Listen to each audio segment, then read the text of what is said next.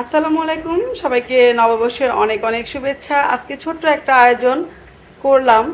আর আজকে বছরের যেহেতু বাংলা বছরের প্রথম দিন, আর আমি রোজাও ছিলাম, তারপরেও এভাবে থাকতে পারলাম না। ভাবলাম যে কিছু একটু আয়োজন তো করতে হয়, যেহেতু আমরা বাঙালিদের মনে তো অবশ্যই বৈশাখের একটা আগমনের আয়োজন থাকেই, সবসময় করেই থাকি।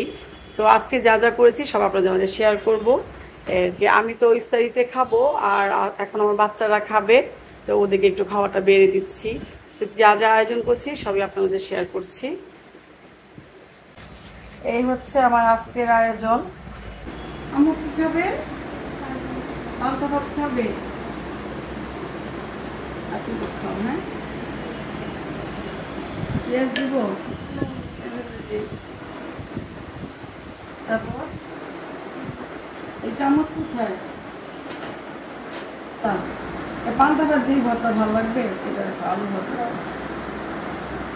ভর্তা আর ডালের ভর্তা দেখো, পান্তা ভাত দিয়ে। আর অন্যগুলো এটা দিয়ে মাছ খেতে পারো পান্তা ভাত দিয়ে। আচ্ছা, আমাদের পহেলা বৈশাখের এগুলো আয়োজন। আর আমি পহেলা বৈশাখের আয়োজন, যেহেতু আমার বাবাও নেই, আমার শ্বশুর শাশুড়ি নেই, আর যেহেতু আমাদের বাংলা নতুন বছর, সেই উপলক্ষে আমি আমার যে খালা আমাকে হেল্প করে, সেই খালার ফ্যামিলির জন্য একটু খাবার দিব, আর আমাদের নিচের ম্যানেজারকে দিব, এবং আমি ওদের সবাইকে নিয়েই আমার বৈশাখটা পালন করব। এই তো খাওয়া দাওয়ার পর্ব শেষে আমি তো যেহেতু রোজা, আমি ইফতারিতে এটা খাবো। আর আমাদের কিছু সাজুগুজ আছে, সব কিছু নিয়ে আজকে আমার বৈশাখের একটা ছোট্ট ব্লগ আপনাদের শেয়ার করতে যাচ্ছি। ওয়ালাইকুম আসসালাম খালা, মাশাআল্লাহ নতুন বউ লাগতেছে খালারে। খালা খুশি হয়েছেন? খালু তো দেখে একদম ফিদা।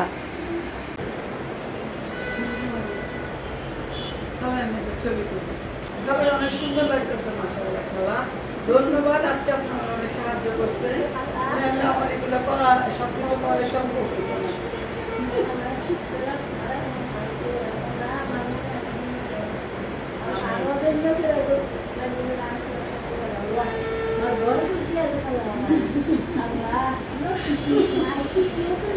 খালা অনেক খুশি হয়, খালাকে একটু কিছু করলে খালা অনেক খুশি হয়। অনেক সুন্দর লাগতেছে খালা।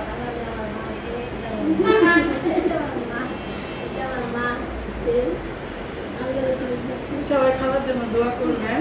হ্যাঁ, ওনার শরীরটা অনেক ভালো না, একটু জ্বর তাও সে আসছে, যেহেতু আমার যে কাজ করে উনি ছুটিতে চলে গেছে। আচ্ছা, বাংলাদেশি প্রোডাক্ট করলাম। আর এই তো ঠান্ডা ঠান্ডা আইসক্রিম রেখে দাও। আলুর ভর্তা, কালা ধনিয়া পাতা, হ্যাঁ ভর্তা করবো না, পেঁয়াজ বেরেস্তা হচ্ছে। খালা আইসক্রিম খান? খুশি? আপনি তো মনে হচ্ছে খালা আমাদের জন্য আনছি না? এটা মনে করবেন না, আমি সবসময় সবাইকে নিয়ে খাই। শুভ নববর্ষ।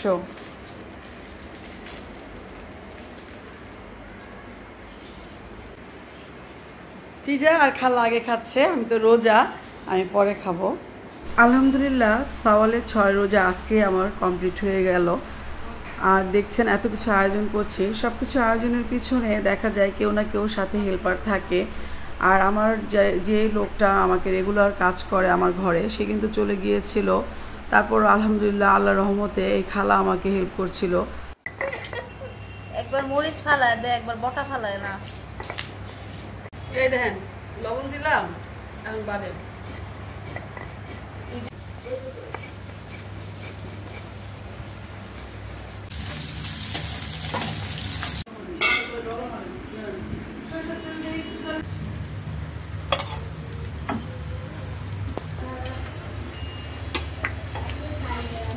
আল্লাহর কাছে লাখ লাখ শুক্রিয়া। এত গরম, আর যেহেতু পয়লা বৈশাখ, আর বাচ্চারাও চাচ্ছিল যে কিছু একটা করি, তারপরে রোজা নামাজ সব কিছু কমপ্লিট করে সব কিছু যে সময় মতো করতে পেরেছিলাম, এটাই আল্লাহর কাছে অনেক অনেক শুক্রিয়া। আর আমার হাজব্যান্ড এগুলো খুবই পছন্দ করে। যেহেতু ঈদের ছুটির পরই পয়লা বৈশাখ ছিল, তাই ও আর ছুটি করতে পারেনি। যেহেতু সবার কাজই চলছে, যারা কাজ করে তাদের মতো করে তাদেরকে কাজ করতে হয়, আর আমরা যারা গৃহিণীরা আছি তাদের কাজ তো হচ্ছে ঘরে বসে এগুলো করা। তো সব কিছু কমপ্লিট হয়ে যাওয়ার পরে ওকে একটু ভিডিও কলে দেখাচ্ছিলাম, লোভ লাগাচ্ছিলাম। আর এই তো ওকে দেখানোর পরে এই তো আমার বেবি, ওর অনেক ইচ্ছা করছিল যে ও এবার আমাদের সাথে তাল মিলিয়ে শাড়ি পরবে। আর ঈদের আগে যেহেতু আমি আমার বড় মেয়ের জন্য আর আমার জন্য শাড়ি নিয়ে এসেছিলাম পয়লা বৈশাখ উপলক্ষে, ও শাড়িটা আনা হয়নি। তো আগের দিন রাত্রে ওর বাবা ওর জন্য শাড়ি, ব্লাউজ সব কিছু কিনেছিল। আসলে এত সুন্দর করে সব কিছু এনেছিল। আর ওরও অনেক ইচ্ছে ছিল যে ও ছবি তুলবে, একটু আনন্দ করবে, বাইরে যাবে ঘুরতে। যেহেতু আমি রোজা ছিলাম তাই ওকে নিয়ে বাইরে যাওয়া হয়নি। তাই ছাদের উপরে গিয়ে দুই বোন মিলে এই তো ছবি তুললো, ওর ইচ্ছে মতো একটু ঘোরাঘুরি করলো, ছবি তুলে তারপর ভিডিও করলো। আর ওগুলো আমার বড় মেয়ে সব কিছু ভিডিও করে নিয়ে এসেছিলো। আর আমি যেহেতু ব্লগ করি সব কিছু এখানে অ্যাড করে দিয়েছিলাম। আমার বাচ্চাদের জন্য দোয়া করবেন, ও যেন সবসময় এভাবে মিলেমিশে থাকতে পারে।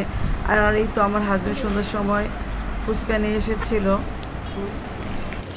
Thank you. শুভ নববর্ষ। সব মিলে এই ছিল আমার ছোট্ট একটা ব্লগ। আল্লাহ হাফেজ।